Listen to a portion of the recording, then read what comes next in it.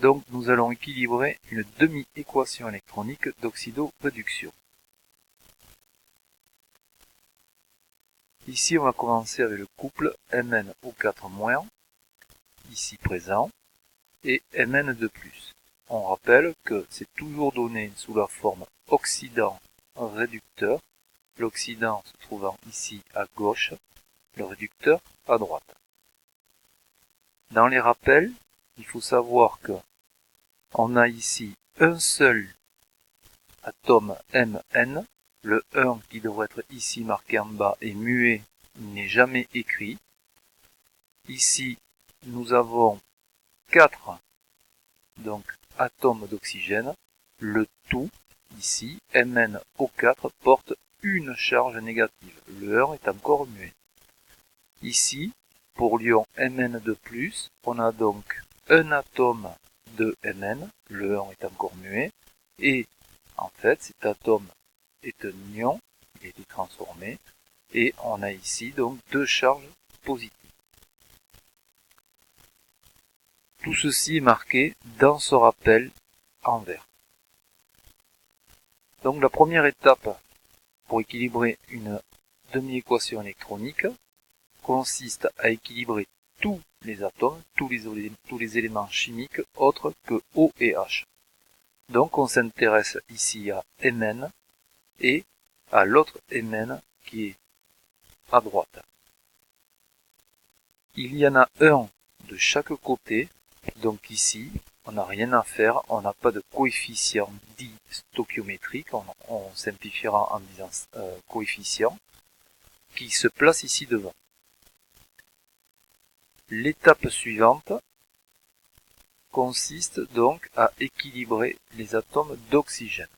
Donc on constate que dans la diapo précédente, ici, on avait seulement MnO4- et Mn de plus. Donc ici, on a cet oxygène qui est présent, l'oxygène dont il y en a 4 dans cet ion. Et pour équilibrer ces 4 oxygènes ici, je ne peux rajouter que des molécules d'eau. Sachant qu'il y a un oxygène par molécule d'eau, il faut que je prenne 4 molécules d'eau pour avoir 4 oxygènes ici représentés. C'est ce qui a marqué ici en bas en vert. À la suite, on va rajouter donc des ions H+, pour équilibrer donc les atomes H qu'on a fait apparaître avec les molécules d'eau.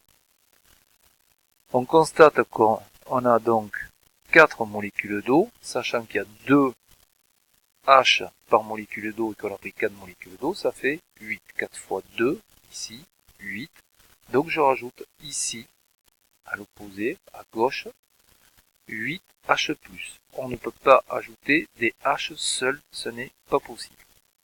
Tout ceci est encore répertorié ici en vert.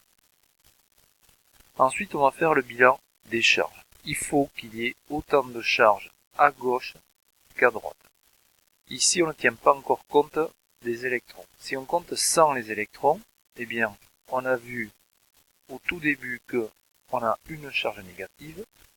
Et ici, on a donc 8 charges positives.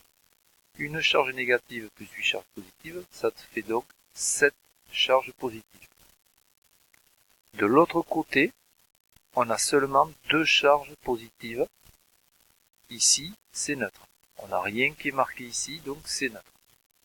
Et il faut qu'on arrive à équilibrer ces 7 charges positives avec ces 2 charges positives de l'autre côté. Et on ne peut rajouter que des électrons. Donc les électrons vont toujours être rajoutés avec la charge la plus importante, c'est-à-dire avec 7+. Si je rajoute 5 électrons, donc 5 charges négatives, on arrive à un total de 2+. Et de fait, on a donc 2+ à gauche et 2+ à droite. Pour terminer, l'équation s'écrit de cette manière-là.